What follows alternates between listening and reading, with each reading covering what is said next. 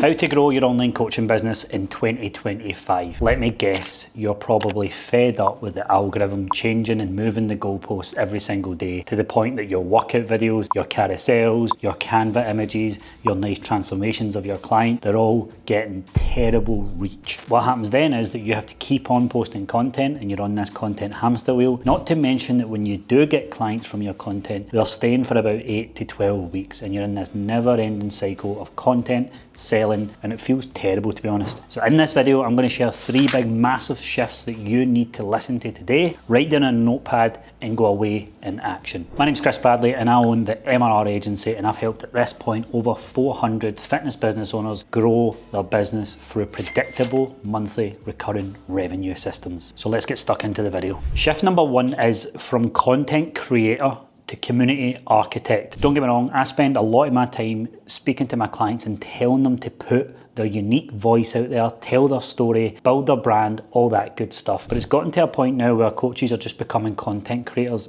and all they care about is how well a piece of social media content does. And then what happens is they become marketers more than actual coaches or business owners. So they're constantly doing all these kind of reel parodies, they're using props, they're cooking all this food in air fryers and all the rest of it. And they aren't actually building a community. They aren't actually coaching people and changing people's lives. I want you to remove the content creator mindset that you're in because it's everywhere and everybody else is convincing you. So I want you to play for the side of you building an actual community. So I want you for the month that you're going into now, I want you to think about being the community architect where you actually build a community of your dream clients. And I want you to stop trying to compete with 16-year-old TikTokers and Instagram users. The most successful coaches that we work with spend the majority of their time building their community, building connections, not creating content. And you just have to look on YouTube, for example, to look at how many people are ramming content down your throat. You have to post content, you have to build a personal brand. And there's a lot of personal trainers and online coaches who are just sitting there thinking, well, I've not got that many clients yet, and they think that that's the answer, and they look at these big influencers, especially these influencers who are trying to sell you courses on how to create content. But as I was saying, the most successful coaches that we have, they create an exclusive community full of their ideal clients. Now, it takes a while to build up a community of your ideal clients, but they start off with that. They know exactly who they want in the business and who they don't want in the business. And when they get these inquiries, when they get people who are their dream clients that they have conversations with after they've seen their stuff and after they've spoke to them and built trust with them, they sell monthly recurring revenue subscriptions to them. So they sell 9 months plus, and that's the key here. Most coaches that come to us needing help have typically got an outdated business model where they are selling 8 to 12 week packages, and every single 12 weeks they're trying the heroic save where they're like, hey, how are you getting on? If you loved it, do you want to stay on? And it's like secretly they're under the table like praying that the client's going to stay on, and if they don't, they go back out to the big bad world trying to market and get more clients to replace them. And God forbid you have 3 or 4 people leaving at the one time. And the reason I say this, it's not just because we build a community for the service to be good, it's also that the people in this community, they sell for you, and that's the power of recurring revenue. You can have your community selling for you. And this is the shift. It comes from a belonging, not just billing. Can't tell you how many coaches have came to us from other business places and all they think about is the transaction. The whole relationship with our client is very, very transactional. And because of that, they are left vulnerable, they are reactive every single month, and all they think about is that Stripe payment going through. The next big shift is from selling programs to selling progress. Now I want you to write this down. Stop selling 12-week transformation packages. You are not in the before and after business, you're in the progress business. Think about it. What happens after those 12 weeks? What happens with your client relationship and the client staying on past that after the 12 weeks? Now you might have an argument and say, Chris, my clients stay for like a year and a half. Now I would always challenge that and say, when was the last time you actually increased your prices? When was the last time that you added more and more value to the service? Because if you turn around and say I always add value, then you don't do a price rise, your retention isn't good. You're just cheap. And if you're always hunting for new clients, again, you're in that client getting hamster wheel along with a content hamster wheel.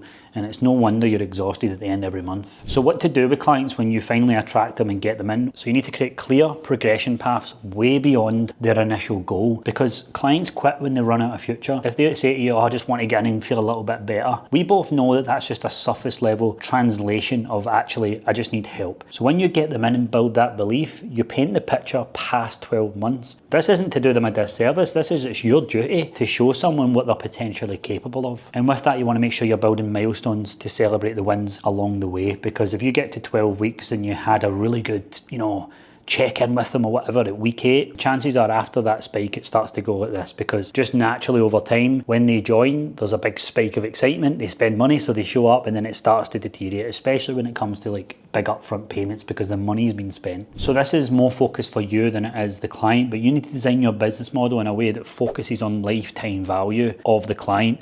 So instead of focusing on just getting sales all the time, how much does a client give you in the time that they're with you? How long are they with you, and how much do they give you in that time frame? Because if you can increase how long they're with you and how much they give you in that time, then you need less clients, because the clients who are here are giving you more money and paying longer. And that's the true epitome of monthly recurring revenue. If your business can be built on 80% of your clients coming in and paying you over a long extended period of time and paying a premium, that is the value of monthly recurring revenue. Because really every month all you have to do is go out and get about 20% of your revenue, maybe a little bit less, on sales. But instead most coaches are set up, and this is because the way they've been advised by business coaches, most of it is like 70% upfront, 30% MRR. So they go out there every month having to get 70%. The example I use is when a coach came to me one time, they had a 15k month, they told me about it. I was like, oh great. And then when I actually looked under the hood of the business, of that revenue, only 4k of that was MRR. Think about that, because they were charging high ticket. So one month it'd be like 4k, next month it'd be 15k, and then it'd be like 6k, and then it'd be 9k. And that is just not a place where you can build true wealth and build sustainability, but also for you just to sleep at night as well. Okay, the final one is from you to go from solo personal trainer to I count some reps and I do some check-ins to becoming an actual CEO. Not just the typical CEO entrepreneur stuff that you hear, but really just to become a CEO of how you look through the lens of every problem. So I'll give you an example of this. When a client sends a message from their client saying, hey guys, do you mind helping me how I reply to this? I usually know how the conversations went, because the coach is coaching from a coach perspective. Now that sounds a bit weird, but you have to have two sides when you're running a fitness business. You have to be a coach and you have to be a business owner. And this is where if you just be a coach, then you live on reactions, you live on emotion, you think about just the journey of the client. Whereas if you're a business owner, you think about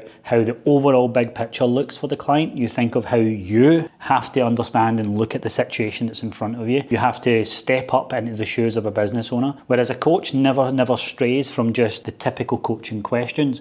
And because of that, they never have tough conversations, and then they never have breakthroughs. This is why it's all very surface level. It's like, hey, did you stick to your calories last week? Did you do your training? Whereas a business owner goes deeper and looks at the whole picture of the client, but they also protect their business. They protect their boundaries from themselves. They protect their conversations that they have with people. They go into conversations and play devil's advocate and stuff like that, whereas coaches don't. And the coaches that I saw who done the best in 2024 were the coaches who stepped into this business owner mindset, who stepped into being a systems business owner, where they understood that, okay, if I look at everything that I do manually in a week, how can I automate a lot of it? How can I take a lot of it away from me while still keeping the personal touch in there? Now, a perfect example of this is like your onboarding. So if your onboarding process has 80% automations and 20% manual, something like that, then you'll know that actually you can take on more clients. The client gets seen and heard, but they also get that personalized approach as well. I can't tell you how many coaches, even from like gym owners, where they're just like, they speak to someone in an ad, they sign them up, and they're like, right, okay, so this is where you have to go, and they tell them the address, and they tell them what to do when they get there,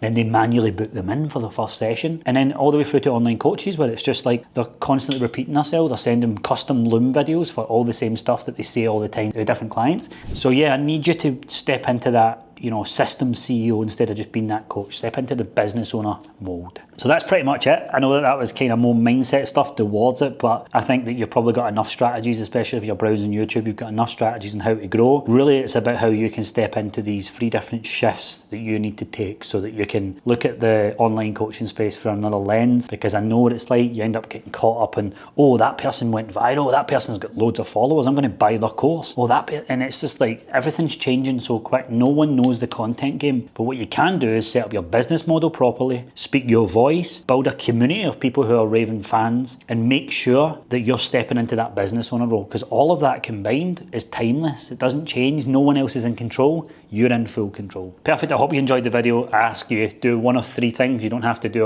all 3 or 2. You either like it, you comment, or you subscribe. You choose. I'll let you choose. Thanks for watching. Speak soon.